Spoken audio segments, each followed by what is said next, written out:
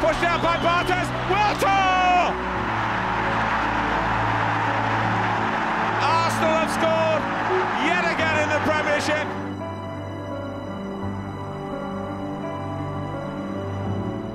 C'est la fin de notre série sur un club du nord-est de Londres, The Arsenal. À sa tête, un homme, un Français, dont le prénom l'avait prédestiné à avoir ce club dans le sang, Arsène Wenger. Pour comprendre comment l'Alsacien de Duttenheim a littéralement transformé le club que je supporte grâce à lui, je vous invite à visionner les 2 vidéos précédentes. 2002, les Gunners marchent sur l'Angleterre en décrochant un nouveau doublé Coupe Championnat. Une saison exceptionnelle au cours de laquelle Wenger va pousser les joueurs jusque dans leur moindre retranchement. Dès l'été 2002, il leur dit « Écoutez-moi, vous venez de faire une saison formidable. Nous n'avons pas perdu un match à l'extérieur et nous n'avons pas perdu un seul match dans toute la seconde partie de saison. Vous voyez où je veux en venir? Si on veut gagner le championnat chaque année, on ne doit pas se fixer de limite. Je pense qu'on peut gagner la Première Ligue sans perdre un match. » La saison des Invincibles dans cette vidéo exceptionnelle à Highbury Stadium, c'est tout de suite dans un max d'épopée.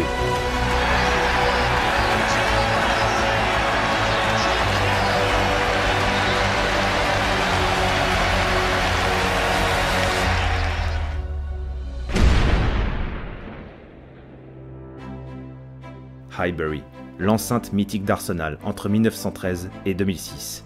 Aujourd'hui reconverti en développement immobilier, mais toujours sous la propriété du club, ayant laissé intacte sa tribune légendaire, la East Bank, classée monument historique en Angleterre. Un endroit qui sent encore bon l'odeur de poudre des grands matchs, des titres, des légendes. Dans sa vétuste mais charmante enceinte de Highbury, Arsenal atteindra le summum de son histoire lors de cette saison 2003-2004. Un exploit inégalé à ce jour en Angleterre et qui trouve ses sources 2 ans plus tôt. On peut finir la saison sans perdre un seul match. Cette phrase prononcée par Wenger en 2002 a suffi pour que ses joueurs se galvanisent et fassent un départ canon. En août 2002, Arsenal remporte le traditionnel Community Shield face à Liverpool et tout semble aller pour le mieux en Première Ligue. Cette équipe semble imperturbable jusqu'à un déplacement à Goodison Park contre Everton. Quand soudain, un petit gamin de 19 ans vient tout changer.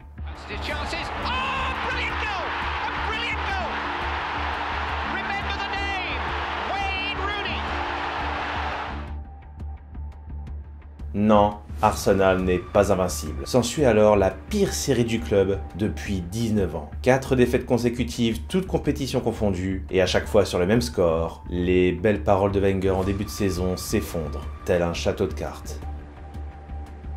Le temps passe et les Gunners vont mieux, en tout cas ils s'en remettent à un seul homme qui lui est très en forme, aussi bien sur coup de pied arrêté, sur le flanc de l'attaque comme dans la profondeur. Thierry Henry est devenu un joueur indispensable à Arsenal.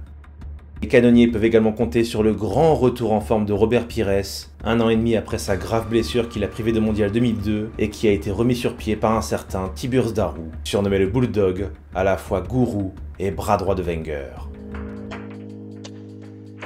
Malgré ce regain de forme, le titre s'éloigne davantage après un revers sur le terrain de Manchester United, sur le score de 2-0 en décembre 2002.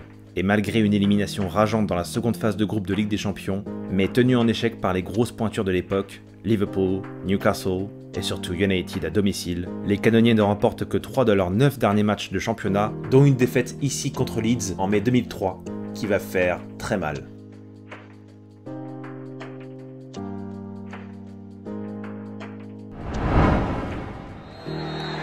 It's over. Manchester United are the champions. Leeds United are safe from relegation, and Arsenal can only reflect on a missed opportunity to make history. Même si la FA Cup remportée quelques jours plus tard sauve une saison très convaincante dans l'ensemble, ce trophée fait office de maigre consolation.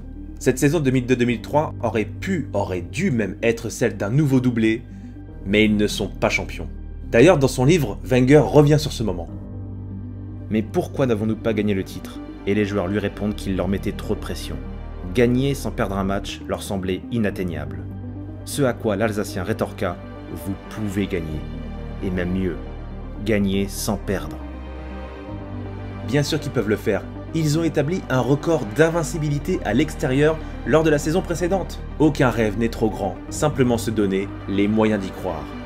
À l'aube de cette fameuse saison 2003-2004, le vieillissant et emblématique portier des Gunners, David Seaman, s'en va pendant que le gardien allemand du Borussia Dortmund, Jens Lehmann, pose ses valises à Londres. Accompagné d'un atout offensif supplémentaire, l'Espagnol José Antonio Reyes, en provenance de Séville, l'arrivée de jeunes comme Cesc Fabregas constitue plus des solutions d'avenir que pour la saison à venir. Mais autrement, Arsenal ne se montre pas particulièrement dépensier sur le marché des transferts. En fait, c'est la même équipe, c'est le même noyau de joueurs. Même groupe, mêmes joueurs, mêmes ententes, mêmes automatismes, et même maillot que la saison précédente, à une différence près, quelque chose a changé. Quelque chose invisible à l'œil nu. Une prise de conscience. Croire en ses chances, oui, tout ça, ça n'a rien à voir avec le niveau de jeu. C'est dans la tête. Gagner le championnat sans perdre, c'est une forme d'obsession que Wenger traîne depuis un bon moment dans un cerveau qui ne se repose jamais. Pour lui, c'est l'accomplissement que tout entraîneur devrait garder en ligne de mire. S'il persiste, c'est parce qu'il croit en ses joueurs avec la plus grande sincérité. Et comme Wenger le dit si bien, on peut être deuxième de la classe avec un 18 sur 20, mais on ne peut pas être deuxième de la classe avec un 20 sur 20. Il a beau être pris pour un fou, les bookmakers fixant une cote à 5000 contre 1 pour une saison sans défaite des Gunners. Exactement la même cote lorsque Leicester a été sacré champion de Première Ligue en 2016. Comme quoi, vous voyez, tout est possible. À commencer par le portier, Jens Lehmann, qui du haut de ses 35 ans jouera tous les matchs de la saison en Première Ligue, en Cup et en Ligue des Champions. Et en défense, le patron c'était lui, Sol Campbell, défenseur robuste d'1m88, excellent dans le jeu aérien. Formé à Tottenham, il signe libre à Arsenal en 2001. Ça fait partie des nombreux gros coups réalisés par Arsène Wenger, ce qui, vous l'imaginez, a mis les fans des Spurs dans un sacré embarras. Pardon, je devrais pas rigoler. À ses côtés, en charnière, le grand frère de Yaya Touré, Kolo. Non, je ne chanterai pas la chanson. Kolo Touré, footballeur ivoirien de 22 ans, qui arrive en 2002 en apportant beaucoup de stabilité à la défense des Gunners. À sa droite, au poste de latéral, le Camerounais Lauren. Sur le flanc gauche, on retrouvait un jeune Anglais de 22 ans, Ashley Cole, véritable révélation du centre de formation, très dynamique et déjà un titulaire indiscutable depuis 3 saisons.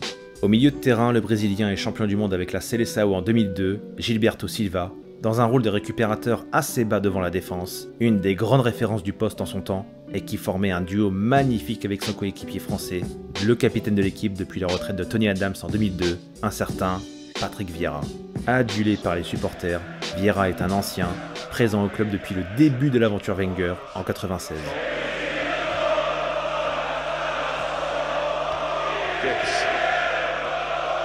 Et ça a tout de suite fonctionné. Un vrai milieu box-to-box d'1m92, ultra généreux dans son jeu porté vers l'avant, il est le poumon, le métronome de l'équipe. Tous les ballons passent par lui et Gilberto. En dehors du terrain, la douce voix de Vieira traduit une gentillesse incroyable qui contraste fortement avec sa réputation sur le terrain, souvent à la limite. Parfois un peu trop, mais bon, Pat, qu'est-ce que vous voulez, hein? C'est comme ça qu'on l'aime. Sur les ailes maintenant, il y avait le Suédois Freddy Ljungberg, plus souvent aligné sur le côté droit. Parfois il mettait un petit peu de temps à se mettre en route, mais lorsqu'il était au taquet en seconde période, c'était quelque chose, hein? C'était un sacré atout offensif. Devant, l'artiste, celui qui ne faisait rien comme personne. Un discret, mais un génie. L'exceptionnel Dennis Bergkamp. Surnommé le Hollandais non-volant en raison de sa phobie des vols aériens, ce qui n'est pas très pratique quand on est footballeur professionnel, mais qui ne négligeait aucun de ses gestes techniques. L'un des plus beaux étant celui contre Newcastle en 2002, ou même contre la Juve en Ligue des Champions. À Arsenal, il était positionné plus bas sur le terrain, en position de second attaquant, davantage dans un rôle de créateur que de buteur. Et sur l'aile gauche, le digne successeur d'Overmars, le français Robert Pires, dans un rôle de passeur/buteur, et qui permettait aux Gunners de bien occuper la largeur du terrain. Il formait une excellente entente avec le roi, élu joueur du siècle des Gunners, sa fameuse allure de trotteur qui rentre à l'intérieur, souvent sur le côté gauche et qui perçait la défense plein axe avant de se remettre sur son pied droit pour placer la balle dans le petit filet opposé. Un grand classique pour celui qui célébrait souvent ses buts en glissant sur ses genoux, le fameux kneeling. Sa Majesté, Thierry Henry, le buteur des Gunners qui, du haut de ses 26 ans, par sa vitesse, son intelligence de déplacement, ses feintes, sa puissance physique, portera cette équipe vers les sommets. Et en joker, Wenger disposait de l'ancien de la maison, Ray Parlour, du milieu offensif et doux, de l'attaquant espagnol comme on vient de le dire, José Antonio Reyes, de l'ailier Sylvain Wiltord, et d'une autre superbe option offensive, l'autre chouchou des supporters, le Nigérian Nwankwo Kanu, reconnaissable par ses célébrations avec ses doigts en l'air en signe de victoire, mais surtout pour son efficacité à marquer des buts très importants en tant que super sub. Avec une telle équipe, on comprend mieux pourquoi Arsenal faisait peur en Première Ligue. Dans un 4-4-2 qui pouvait s'apparenter à un 4-5-1 en raison du positionnement bas de Bergkamp, cet effectif a été méticuleusement préparé à développer les contre-attaques quand elle n'a pas le ballon, dans un style d'endurance effréné, de passes très précises, tout en conservant un jeu très porté sur l'offensive, avec Gilberto en couverture, Vieira qui amenait les occasions, Bergkamp qui les créait aux côtés de Ljungberg qui harcelait sur son côté droit, des latéraux Cole et Loren qui montaient très haut pour apporter de la densité au milieu de terrain et créer ainsi un avantage numérique. D'ailleurs ça permutait très souvent entre Pires et Cole, et Loren et Ljungberg, soit avec des 1-2, soit avec du jeu en triangle. Quelle équipe, quelle 11 de départ. Et dites-vous que sur le banc, il y avait encore d'autres options offensives. De quoi produire du jeu, du très beau jeu sans pour autant s'exposer aux contres, ce qui rendait ce collectif vraiment extraordinaire et très difficile à battre. Et naturellement, Arsenal écrase toutes les petites équipes dès l'entame de la saison, avant de croiser la route de son meilleur ennemi fin septembre, un déplacement périlleux à Manchester que l'on surnommera la bataille d'Old Trafford. Les regards froids se multiplient entre frères ennemis, l'animosité est de mise, la rivalité à son paroxysme. Mais United et Arsenal se craignent. 0-0 jusqu'à cette fameuse 80e minute de jeu.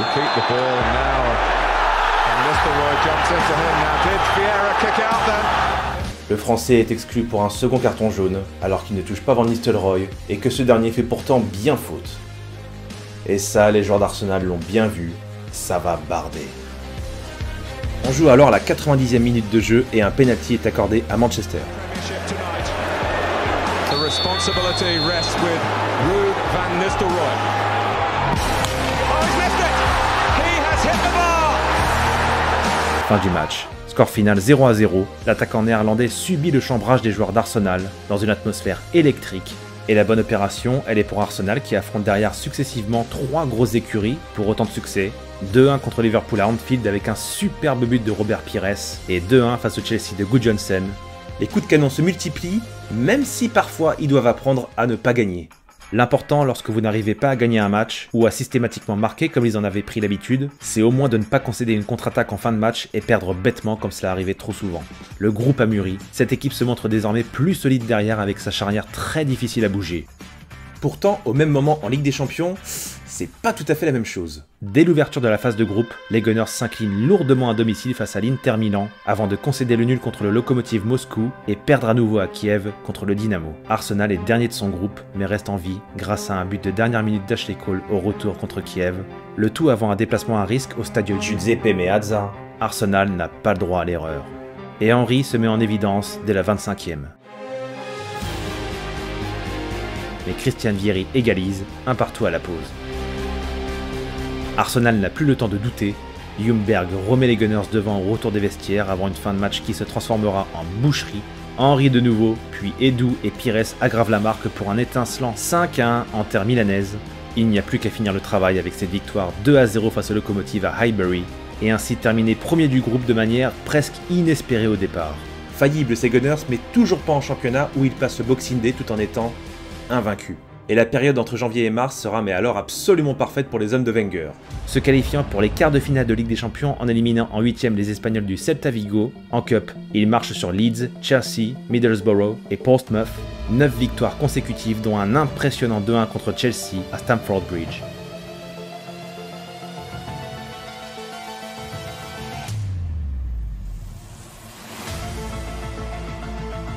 Des Blues qu'ils retrouvent justement en quart de finale de Ligue des Champions. Tout semblait bien se passer pour les Gunners, après un bon nul ramené de la pelouse de Chelsea et un score de 1-0 à la pause au match retour. Mais en seconde période, les hommes de Ranieri vont égaliser.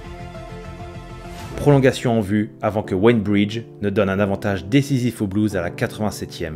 Victoire surprise de Chelsea, 2-1, qui prive Arsenal d'une première demi-finale de Ligue des Champions. Un échec d'autant plus frustrant que les Gunners les avaient battus 3 fois cette saison, 2 fois en Première Ligue, 1 fois en Cup. Mais l'Europe, que ce soit ici ou ailleurs, ne leur a pas toujours souri.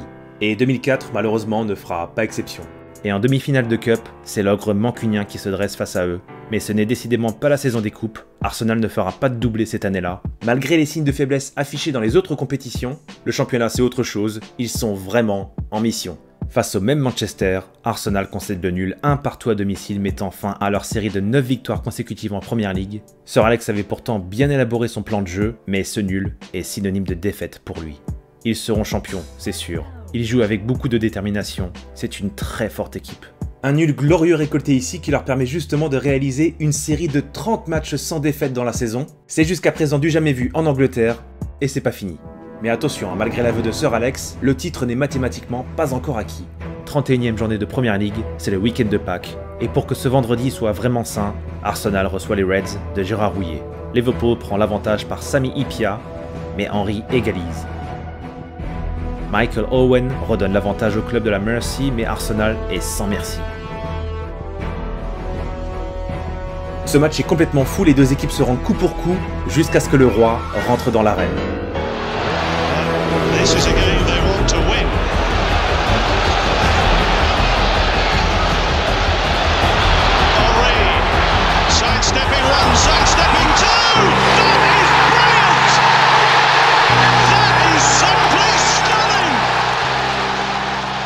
Titi montre fièrement aux yeux du monde qu'il est réellement à ce moment-là le meilleur attaquant de la planète. Un chef-d'œuvre. 4-2, Arsenal fonce effectivement vers le titre.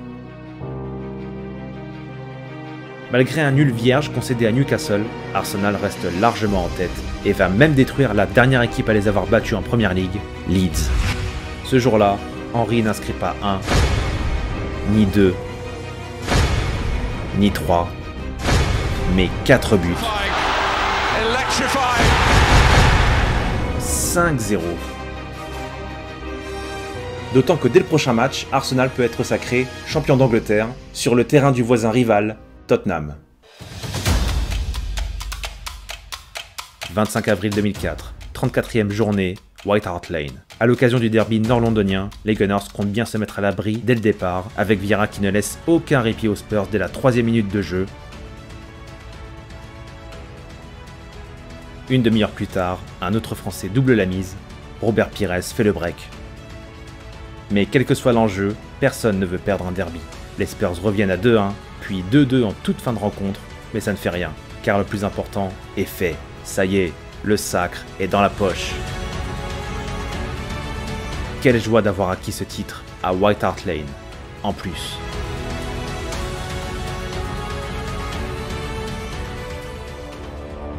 Mais la saison n'est pas encore terminée. Invaincu jusqu'ici, il ne reste que 4 matchs. 4 petits matchs. Pour un record gigantesque que Wenger avait promis à ses joueurs 2 ans plus tôt. Incroyable. Ils y sont presque. Et c'est dur parce que tout le monde veut les faire tomber. Leurs adversaires bien sûr, mais aussi la presse, les tabloïds anglais qui sont terribles. Mais lorsque les Gunners se semblent vaciller, ils font preuve d'un courage mais alors extraordinaire dans ce combat sans fin.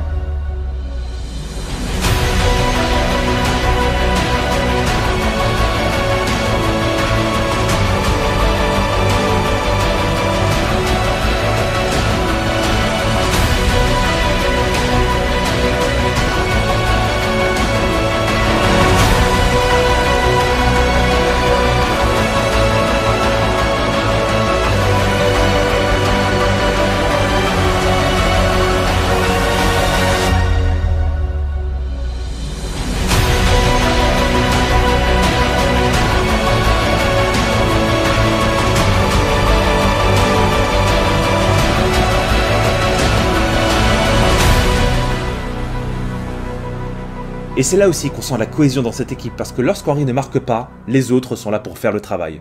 Et il ne reste plus qu'un match contre Leicester. Very good afternoon to you and welcome to what will be a festival atmosphere at Highbury. The champions Arsenal standing on the brink of the extraordinary, something unique in modern football, going through a whole season undefeated. C'est le grand jour. Aujourd'hui, ce n'est pas une finale. Arsenal n'a pas besoin de gagner. Il n'y a pas de trophée à la clé, puisqu'Arsenal est déjà champion. Non, aujourd'hui, c'est un match un peu différent des autres. Ce qu'il faut aller chercher, c'est un record. Quoi qu'il arrive, le trophée de Premier League sera bien soulevé par les héros du jour, mais ce beau ciel bleu pourrait être amer. Arsenal est mené 1-0 à la pause. Mais fini le temps des questions et des regrets. C'est le destin qui les attend. Come on you boys! Ashley Cole! It's a penalty. It's history. It's the equaliser. Et peu après l'heure de jeu, Pat Vieira donne l'avantage aux Gunners. Magic ball from Bergkamp to Patrick Vieira! The captain. Les minutes passent à Highbury et le record se rapproche petit à petit. Et à ce moment-là, Alors que désormais plus rien ne peut nous arriver, on repense à tout ce que Wenger a accompli dans ce club. Bien sûr qu'il y a eu des titres avant, mais le club n'a jamais aussi bien joué depuis toute son existence. Pour que ce 15 mai 2004 soit inoubliable, pour que ce titre de champion ne soit fêté comme jamais aucun autre ne l'a été dans l'histoire d'Arsenal, en fait, dans l'histoire de la Première Ligue. Et dans une joie contenue, la libération. Make a note of the date. May the 15th, 2004. History has been made. One of the greatest achievements since English football began. Arsenal have gone through an entire league campaign without losing. The first time it's happened for over 100 years. Played 38, won 26, drawn 12, lost exactly none. Arsenal's name has a place in the sporting record books for all time, and what they've done this season will be talked about for as long as football is played.